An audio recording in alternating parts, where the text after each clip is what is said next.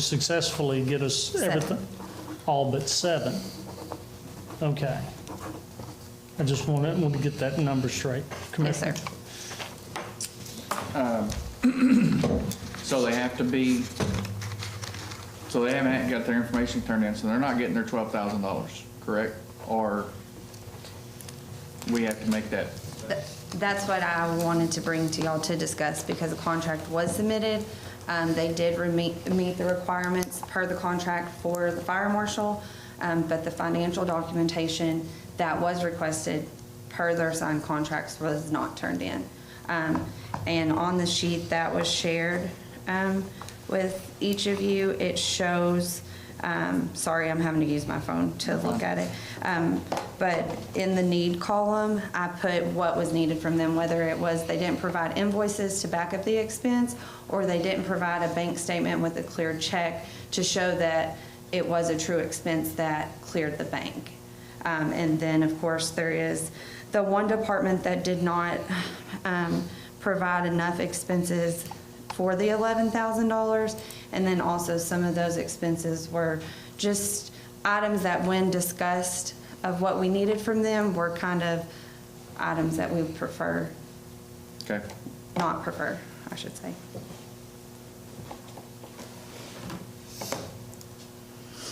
Now, we changed the way that we did the rural fire protection this year, as far as previously the court had set forth that there was an audit of all of their financials to ensure proper usage of county funds.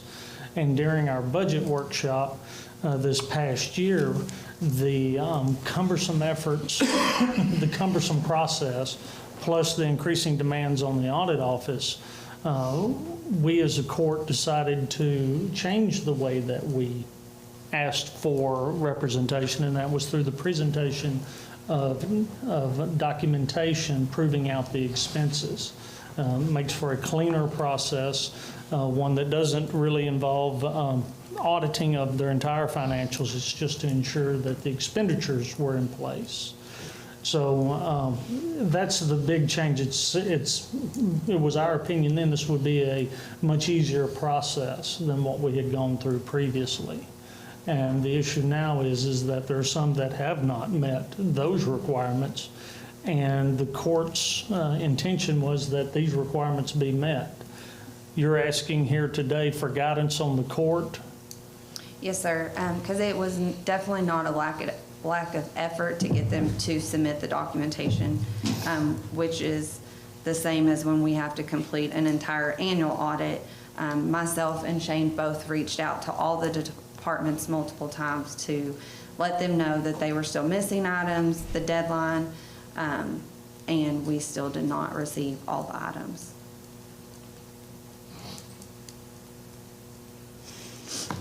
Like the judge said, instead of asking them for a complete report of all expenditures, all we asked for was the $11,068 that we provide them, which is taxpayer money. Yes, sir. And that's what we wanted receipts on. Yes, sir, and we did. Which should have been easier for all of them. Yes, sir.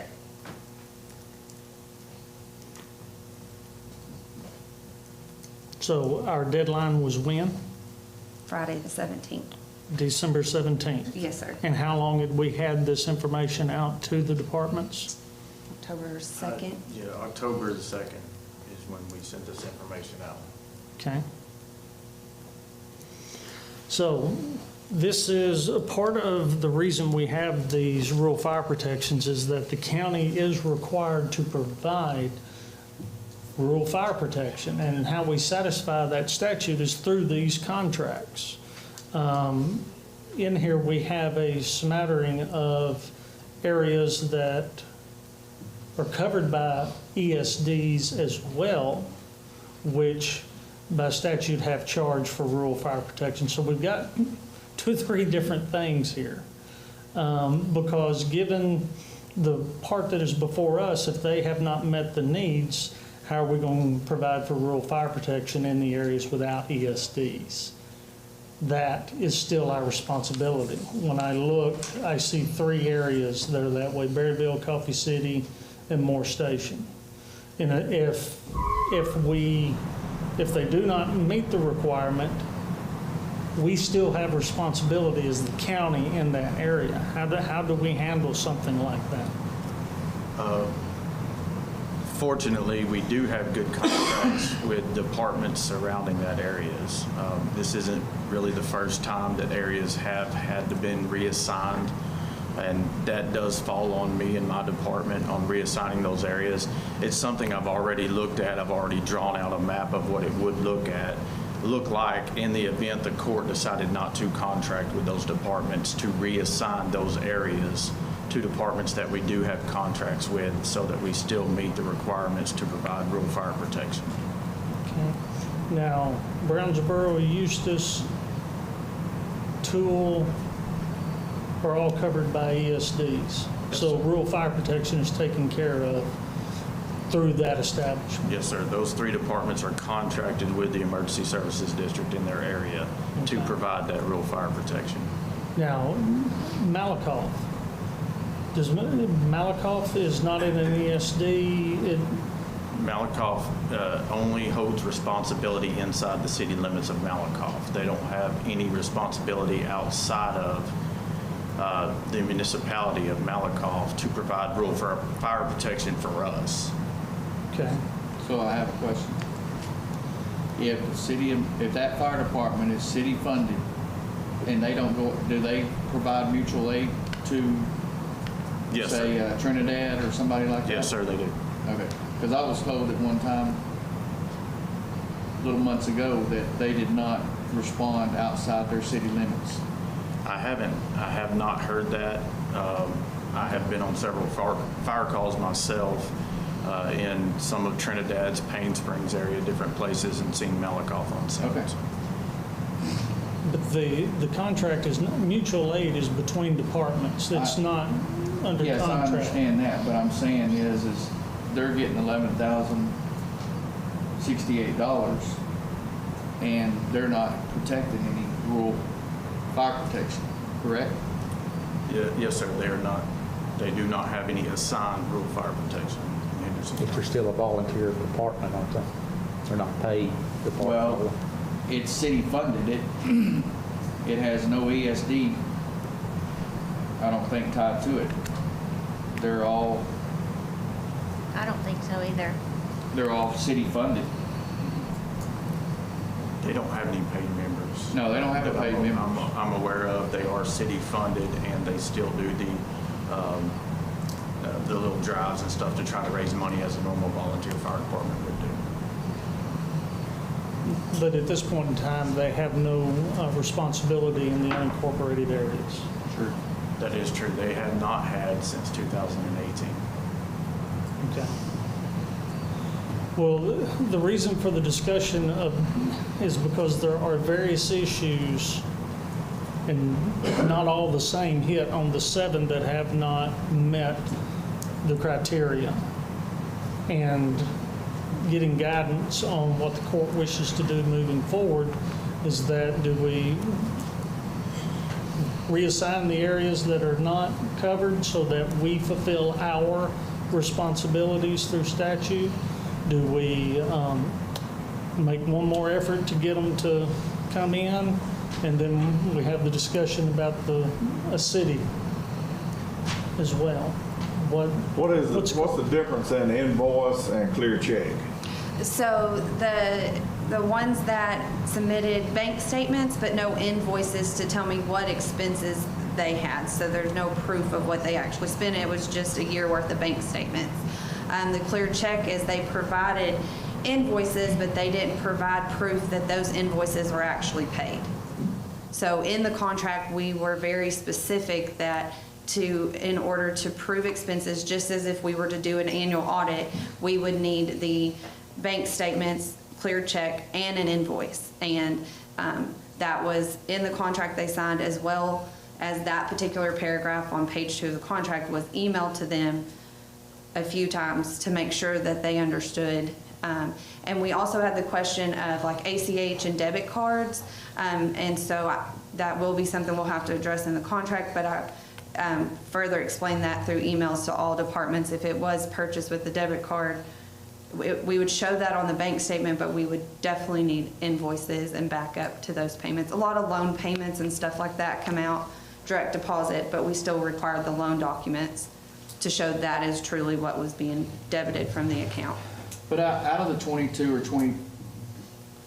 22 departments, how many of them spend, say, insurance or diesel to cover the $11,000?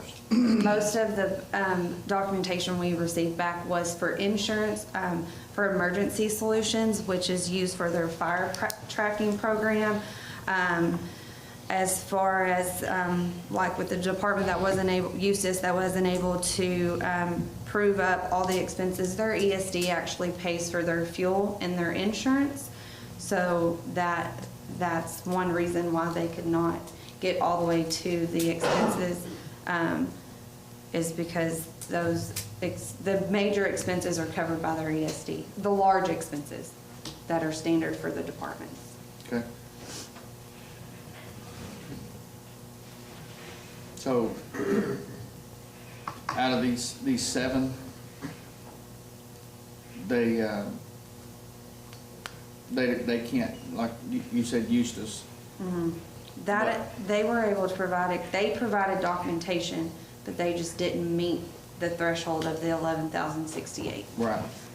They're about $100 short, or $500 short? $500. $500 short. And then there's about $1,000 of expenses that were made up from like Walmart and Lowe's, and things that we specifically put in the letter that we would prefer not to see.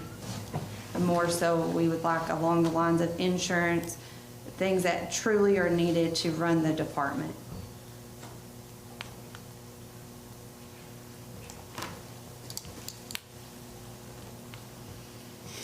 What are your thoughts, Fire Marshal?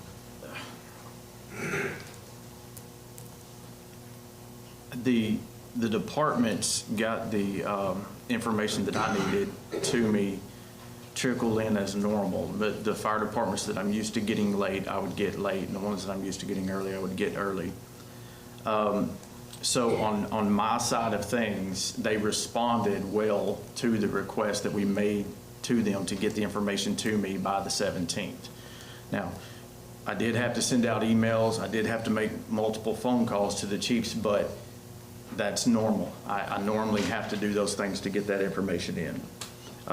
As far as on the financial side of it, I think the majority of the departments really did care and were attempting to get this information into us. Like she said, they sent in bank statements to us, and then we would call them and say, hey, that doesn't work, we need some type of backup too, and then they would try to send something else. They made an attempt, most of the departments did. There was, in my opinion, really only 3 departments that were just basically like, you know what, I'll just get it to you whenever I can. But in my opinion, I think most of the departments did make an attempt to get to us what we needed. And it is the first year that we have done this. Now, they have had to give us bank statements and stuff before, but this was the first year that we said, no, it definitely has to be insurance, diesel, something like that. And it can't be something that your ESD has also paid for. So in my opinion, I think the majority of them really tried to meet the deadline, and they are just lacking a few documents. Like I said, short of 3 of the departments, I think most of them tried. And my concern is probably those 3 departments are probably our most remote department. And when you have to reassign other departments to those areas, I mean, it's a long ways, you know, to Berryville or Coffee City from Yes, Chandler or Brownsboro or LaRue. Yes, sir. So if you want an idea of what it would look like, it would fall on West Side Fire Department and Pointer Fire Department to take up those areas. Of course. That's a pretty good drive, even from West Side all the way over to Berryville. Well, yes, sir. But West Side's area actually comes down south pretty far.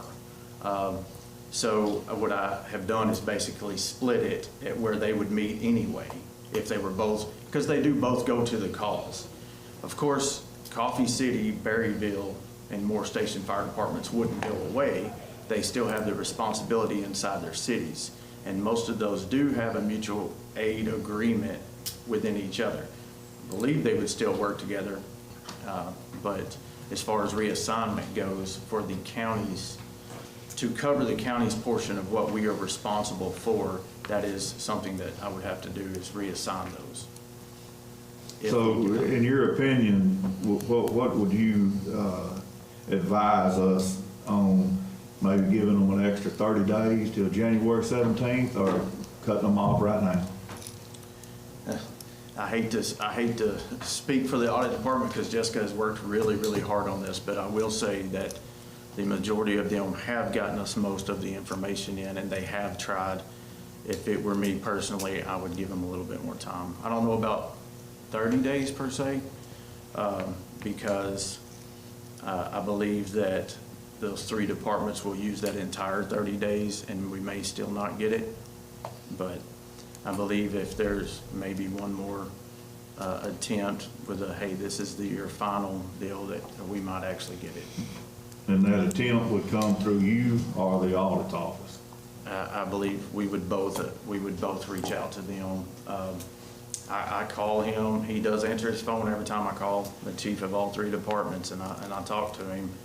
Emails are rough getting back and forth, but I do talk to him in person, usually multiple times a week. So I believe we could work together on that, and I'm sorry if I stepped on audit's toes in that answer, but. No, my only thing to that is, don't we have to have contracts by January 1st for the emergency management plan? Yes, ma'am, that is So correct. I don't believe we would want to give them more than to the end of the year, so that by January 1st, we're in compliance. That would be my only, so if we gave them a week from today, which would, well, Christmas, if we gave them to the 30th, so that receive it by the 30th, I could have them signed and considered a completed contract, so that when we start January 1st, we're in compliance, would be my only thought on that. So we're basically looking at getting their audit straightened out and their 1295 form. Yes, yes. And so most of, everyone that, that has submitted everything with the contract, we've already started receiving 1295, so that the completed contracts can start going on court to be paid the first quarter of 22. So just. And one of the departments is in compliance, they're just $500 short. They're just short, yes, sir. And I mainly put that one on there because it is a good example of needing them to be more aware of where the money is going, because we are going to be asking for it. I can probably get back with them and have them give us a little bit more. And I have done that with other departments. They have just communicated better. We've had some departments that had questions such as debit card, ACH, all of that, but they called, they emailed, they were doing everything they could to get the information. And for those of you with your eyes crossing right now, this very struggle has gone on for my entire time in office. It's only been behind the scenes in the audit office that this battle has waged. And that's why, part of the reason why the changes that we have discussed earlier, because it is a very important issue. So We thought we made it a whole lot easier. we thought we made it a whole lot easier. And for the ones that did submit stuff, they did say that it was a lot easier, and they appreciated the process. So for the ones that submitted their stuff and were able to get it in and had no issues, and even some that struggled a little bit, they did appreciate that it was going to be easier than doing this for an entire 12 months. And So sometimes we it can, takes that long. if we say, possibility that, we say it has to be in by December the 30th, or the areas will be reassigned. That's completely up to the court. I'd be fine with that, and I will push. Does that give you time, Jessica, to finish whatever you have to do? Yes, sir. I can go back and send out emails letting them know of what was decided, and that at that point, it's in their court to provide me the information that's needed. So, because of the hazard mitigation plan, we have to have all areas under contract. That's correct. And that's the timeline we're up against. That's correct. We do state in our mitigation plan that we have rural fire protection contracts and every year with every fire department in the county.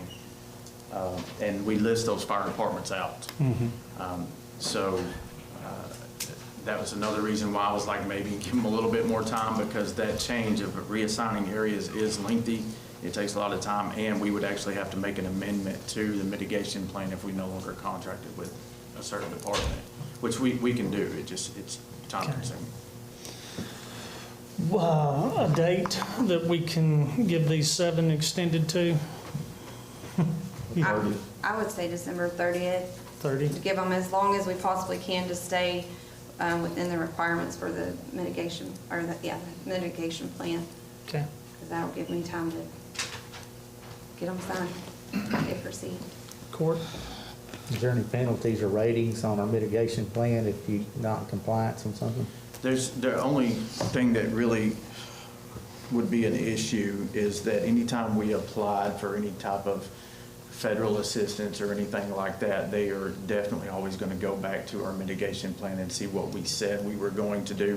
If they ever found a flaw in there, or we didn't do something that we said we were going to do, like some of our mitigation actions, they could come back and say, well, we're not going to give you this money because you're not doing what you said you were.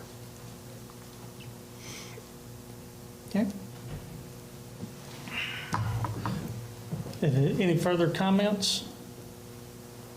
If not, entertain a motion extending the deadline on the rural fire protection until December 30th. I'll make that motion. Second. Motion made by Commissioner McCam, second by Commissioner Richardson, to extend the deadline for the rural fire protection contracts to December 30th, 2021. All those in favor? Item passes. Thank you very much. Sorry for the sausage making, everyone, but many of these things have to be done. And as I said, we've adjusting the process just because of how much effort it does take to get these things done. Item 13 is receive financial reports. We have none of those. Item 14 is consider and take action on payroll disbursements and accounts cash sheets. And Morning. Good morning. I do have payroll totals for biweekly 25. Okay. Questions? Comments? Entertain a motion. So moved. Second. Motion made by Commissioner Spivey, second by Commissioner Richardson, to approve the payroll disbursements totals for biweekly 25 as presented. All those in favor? Item passes. And then I also have the November accounts cash sheet. Questions, comments on the cash sheet? Hearing none, entertain a motion. So moved. Second. Motion made by Commissioner Tooley, second by Commissioner Spivey, to approve the accounts cash sheets for the period ending November of 2021 as presented. All those in favor of the motion? Item passes. Item 15 is consider and take action on submitted contracts. And I know we have one contract from SADA, but it's not in the link that I have. Do y'all have it in y'all's? I'm sorry, I have the wrong one up. This was the original agenda that I have. You have to go to the third one. Third one. We have with us our IT director. Morning. Josh So Brown. basically, SADA is the company that we pay for our Google accounts. We have Google for email, for our Drive. They're changing the product from what we had as G Suite for government, and now it's called Google Workspace. That's really the only major change between what we had and what's happening now. There are some background changes, but we are looking at Google Workspace Enterprise Basic, which these names are getting so confusing. Microsoft is the same way with their Office products. But basically what's happening is that there's an enterprise level, which is the level that we were at with Google, with G Suite. They're calling it Enterprise for Workspace. So we won't see any impact as far as changes goes. The major change, of course, is the pricing. They wanted to hit me, the pricing is $21 a box, which I told them that, there's no way I could afford that with the budget that we have set. And so they worked with us, we went back and forth. As you can see, the deadline for this thing is like end of this year. So we pushed back several times on this. Last year, we just did a one-year contract to get us from that point to, so we could have a negotiating period to get a multi-year contract to try to break down some of the cost on the product. So they came back, I think last year we paid say around $7 a box, and they were hoping to get us basically up to double that. And they got to $12 was the best they could do at a 3-year contract. My last proposal to them was I asked if we could do a $10 a box at a 5-year contract, and they came back and they offered that to us. So that was farther than they wanted to extend the contract, and it was cheaper than they wanted to extend it. And the reason that I wanted it to be locked in is that every time there's a negotiation on the contract, they're going to try to push the price up. So I'd rather have a set number and know what that number is and know what the product that we get's unlimited for storage, basically, so we don't see any major change between now and 5 years. And then at that fifth year, we could reassess. Anytime in between now and then, if the price happens to go down, which I doubt in this day and age that we're going to see that, we could look at that and negotiate that price. I would assume, and you know what assuming does, but I would assume that at the end of the contract, you're probably going to be looking at least another $2 to $4 increase per box. I also, and one other change that we made, instead of, we had some kind of what you would consider like a half license, or we called it, or it was called Google Desktop User, something along those lines. And that just provided like email, the very basics. So I took those out and just went to 375 boxes that were full-fledged boxes, because we hadn't actually used that many yet. If we add on boxes as needed, if we hit the 375 mark and go over that, then it would be additional $10 per box under that contract. So that was kind of the point. I was like, I'm not going to pay for boxes we're not using. We had talked about giving everybody in the county email, and I have no issue with doing that. But at this point, we're still not hit the 375 mark, so that gives us a good margin to build into, and of course to have a set amount that we're paying every year. I'm not excited about paying $10 a box. I mean, I'm being straight honest with you guys, but they were pushing for more, and so that was the last resort number that I had, was $10 a box. So we went initially from $2.50 to like $7, and then they wanted to go to $14, and so we got 10. That's where we settled. And with this contract with SADA, it takes the administration of our email servers and so forth that we had previously, where we were doing it all in-house. This continues to take that off of our back and be performed by the company, correct? Correct. In-house, the licensing costs, before you ever start, you're looking at 60 grand. And then you have license, that basically recurring license costs. And then you have maintenance. We have to maintenance it. We have to power the servers. We have to make sure that we replace and refresh those servers. It makes a whole lot of sense to fray that cost, because you have a piece of hardware, just like you have an implementation, whatever it might be, some kind of motor grader, for instance. It only can do so much. And then you also know that it's going to wear over time, and so you have to replace it. All that cost goes away with them keeping all that. Plus, if you have more need for more storage, they add it on. It's not on us to add more storage to build out a server. Server costs are definitely higher than computer costs by a lot. So yeah, that takes that off of us. And then also for the mobility, for the fact that you can get it anywhere in the world, 24/7 or as close to that as possible, and the storage for the files and the drives. So like this next year, we're going to build out the Freedom of Information Act software that county attorney proposed. I talked to them and asked them if we have a file, like a video, that goes over what we have for storage that we're paying for, can I not put that in my Google Drive and just share the link? And he said, absolutely. So that's going to fray the cost off of some of the other products, where we would have to house that here and then, of course, redirect everybody to here, and that would slow our link because it's going to take bandwidth. It takes all of that off of us, shifts it to the cloud. Now, the thing about Google, for us, it's for government. So there's the certifications for security, HIPAA certifications, so that we know that that stuff is not being, it's splintered into multiple locations, and it's also not stored outside of the U.S. That's what our guarantee is supposed to be. Now, whether that really happens in the cloud or not, how do we audit that? I don't know. But that's what our guarantee is. How long have we been under contract with SADA for this service? Well, the first one was 7 for years? 4 years, and then we did this will be our 6th year. 6 year. Yeah. And they started us out with $2. It's like $2.50 a box. $2.50 a box for the first 3 years. They wanted to go to 12 after that, if I remember correctly. That's correct. And we beat them back to 7, and now we're at 10, but for 5 years. Correct. I think that what we get for the money is really a good deal.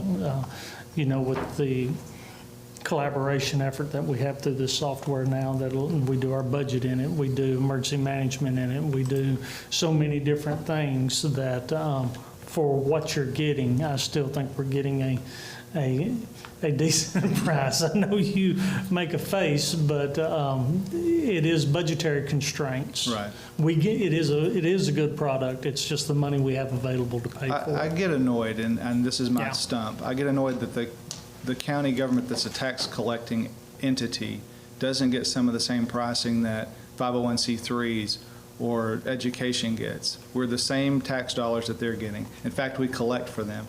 And it frustrates me that we can't get some of the same pricing. Now, that's my stump. I'm not sure that we can do anything to make that happen, but I believe that we should be able to get some of those deep discounts that they get. It makes for a great negotiating tool. Questions for Mr. Brock? Comments? Hearing none, entertain a motion.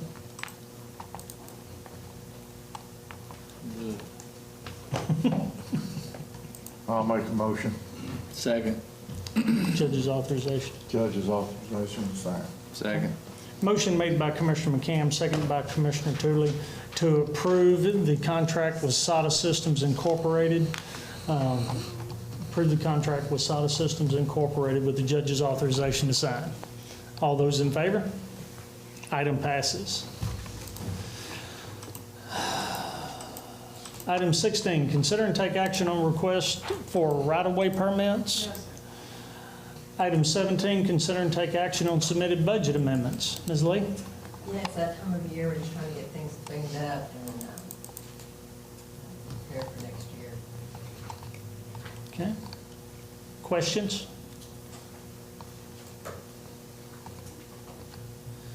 Hearing none, entertain a motion. I'll make the motion. I'll second. Motion made by Commissioner Spivey, second by Commissioner Richardson, to approve the budget amendments as presented. All those in favor of the motion? Item passes. Item 18, consider and take action on payment of bills. Yes, sir, we have 3 sets. The first one is November state tax, which is in the amount of $645.05. Questions on the sales tax? Hearing none, entertain a motion.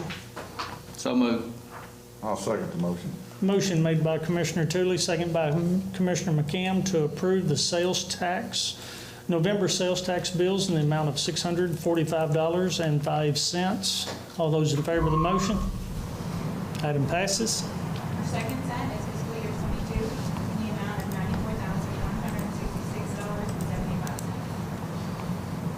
$94,166.75. Commissioner Spivey, questions? I have no questions, Judge. Commissioner Tootley? I have none. Commissioner McCann? None. Commissioner Richardson? No question, Judge. Entertain a motion. I'd like to make a motion to approve the fiscal year 22 bills in amount of $94,166.75. I'll second his motion. Motion made by Commissioner Richardson, second by Commissioner Spivey to approve the fiscal year 22 bills in the amount of $94,166.75. All those in favor? Item passes. We have fiscal year 21 in the amount of $307,726.40. Commissioner Spivey? My questions have been answered. Commissioner Tootley? I have none, Judge. Commissioner McCann? I have none. Commissioner Richardson? Yes, on the, under autopsies, East Texas Mortuary Service, see this under a different line. Is that actually transport on that one I have to double check for you, I'm sorry. instead of autopsy? It's in the autopsy budget, but description, it's kind of vague. I might check see if it's, I'm sure it's transport by the price, I think is what that is.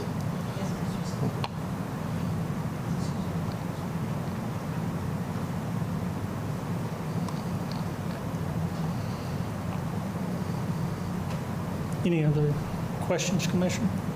No, that's it. Okay. I did want, we had discussions last week about a few of the departments were charged part of the radio project for the switches. We're going to take care of that through journal entry. Okay. And the only other thing that I did want to point out to the court in the bills is that detention costs on the juveniles due to COVID and the decreasing availability in those situations where we do have to house has decreased and expenses are going up. We've already expended half of their budget is different than ours. It crosses years. So we've already spent half of the funding in the first 3 months of that current funding year. So that's something to be looking at as we go into the year. It's still better than running a facility ourselves. It's more economical, but the demand is rising and the supply is short for juvenile facilities. So are there any other comments on the bills? Entertain a motion.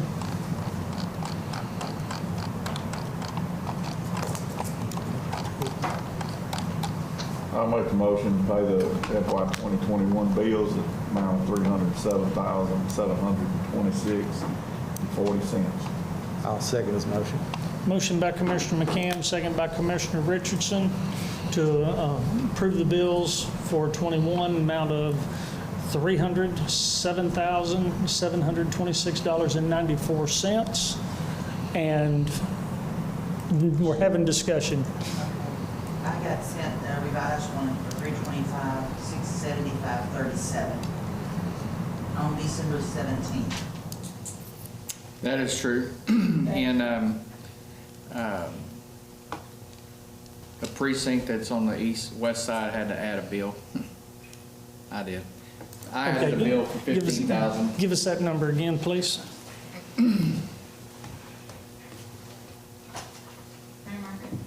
Okay. I'm so sorry. Okay, $325,675.37. 325, 6. 75.37. Okay. And that difference was from what? From a $15,000 emulsion bill.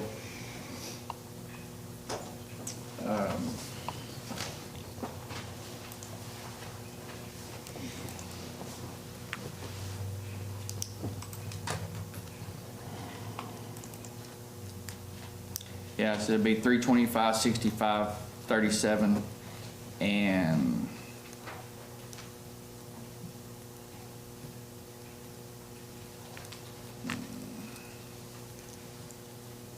So it's 325, 675, Yes, sir, 37. yeah, on 37 cents. Yes, sir. page 14 on your screen, but page 13 of the bills, you'll see the first line item for ergon for 15,553.15.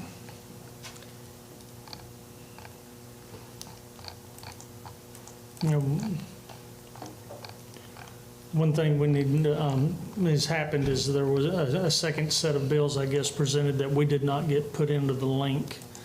So when we're getting these things in, please remember that we have timelines that we have to meet, so we have an accurate agenda.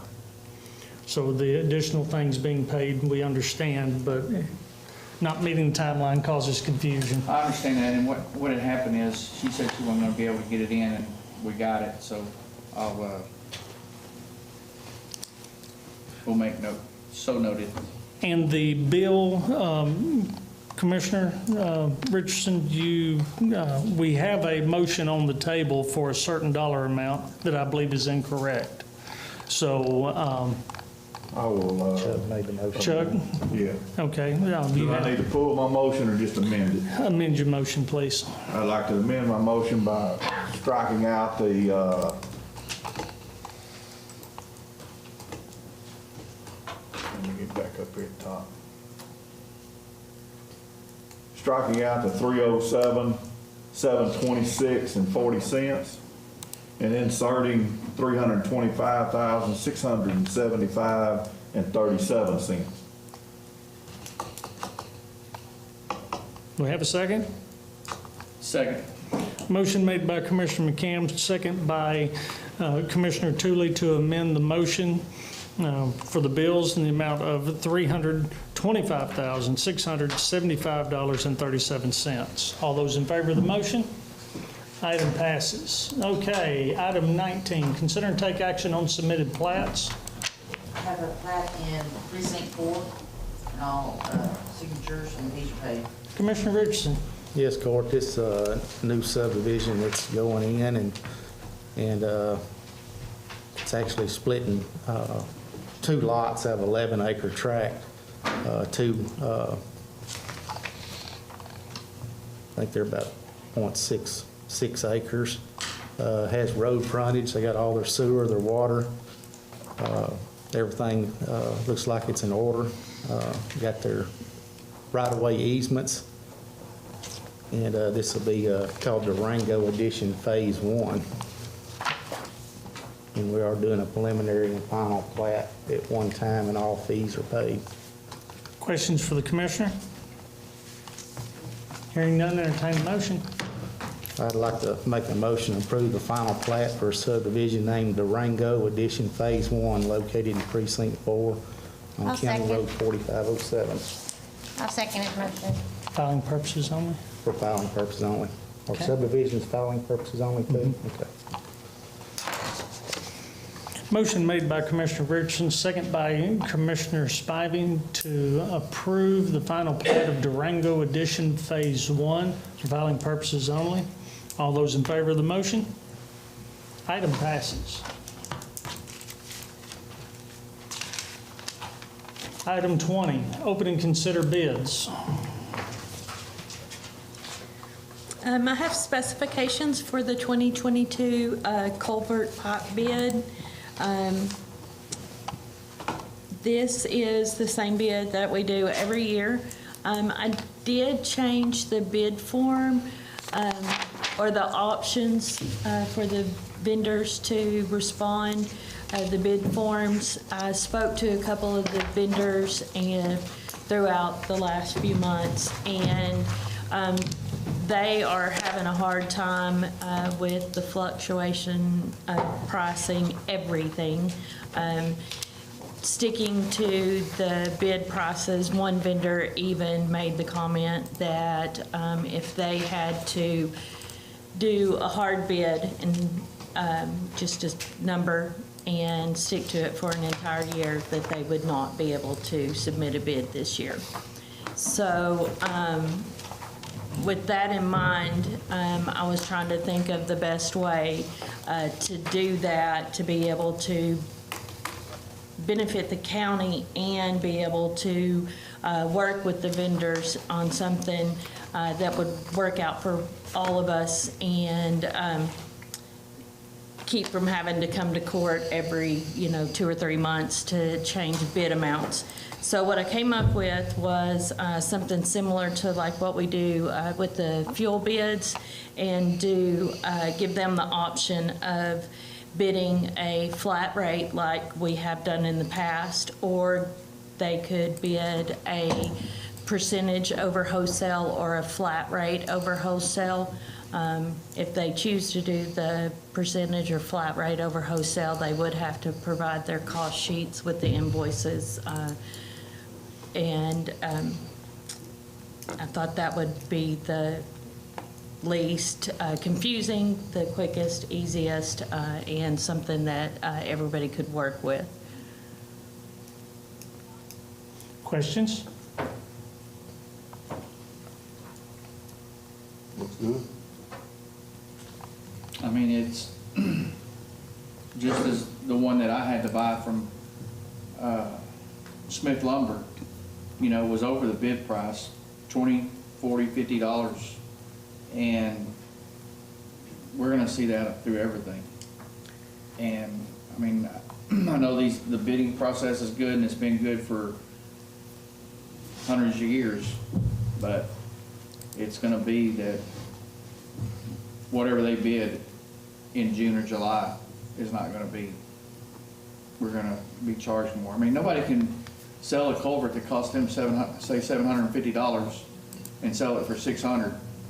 Right, and I mean, when those changes happen and those prices skyrocket for them, I mean, they can't truly, and that's just a given.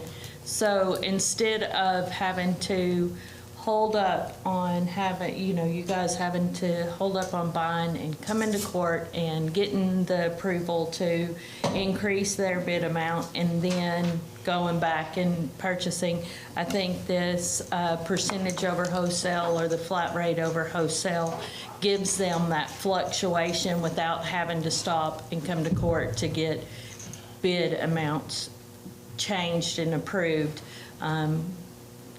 So Every time there's a fluctuation. I'm gonna ask you this question. If I don't have time to wait, or we don't have time to wait for a week to get that bid price approved, we can go ahead and buy the culvert. If we don't have a culvert from one of our suppliers and we can go somewhere else and buy it, then we can worry about that other later on.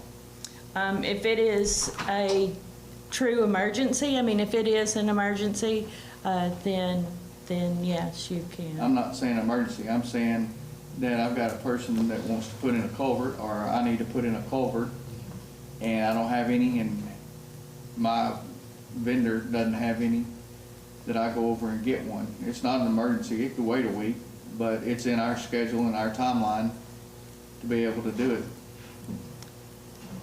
If it's an emergency, then yes, you can. If it's not an emergency, then no, you're not supposed to buy outside the bid. Okay? What if we just did like, to make this easier during the process, is take out either the flat rate over or the percentage over? And just had two. They could either bid the pipe on a fixed flat rate, or they could bid, which I'm sure most of them are gonna bid the percentage over, because nobody knows what the rate's gonna be right now. And instead of giving them two options of a fixed flat rate over or a percentage over. Just a Just fixed do a flat rate percentage or a over. percentage over? Okay, Much the same way we do fuel. Yeah. Okay. Just do it, and that just gives them two options instead of the three. okay. Not a problem. And then with the holidays on this sample that I sent out in the bid packet, shows an opening date of January 4th. The newspaper has changed their dates of when they're running, so I can either do that opening date on the 6th or 7th, or I can change it to the 11th because of the time that the paper's actually going to run ads and the time restraints by local government codes on when we have to run the paper, run the ads and the time in between the first ad meeting and after the holidays on the 4th, isn't it?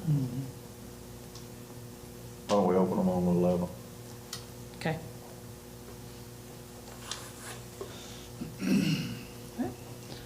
So do you need action taken on this item, or? Just approval of the specs with the change that Commissioner McKeon. I'll make that motion. I'll second. Motion made by Commissioner McKim, second by Commissioner Richardson, to approve the amended bid specifications for the culvert bids for 2022. Any further comments? All those in favor? Item passes. Item 21, convene into executive session pursuant to Texas Government Code Section 551.074 to discuss personnel matters, namely the appointment of the county fire marshal. We do have a little item I'd like to take care of between times of having a picture taken out in the foyer. So can we do this at 11:15? I'd like to make a motion to move to executive session at 11:15. I'll second. Motion made by Commissioner Richardson, second by Commissioner Spivey, to move into executive session at 11:15. All those in favor? We are there.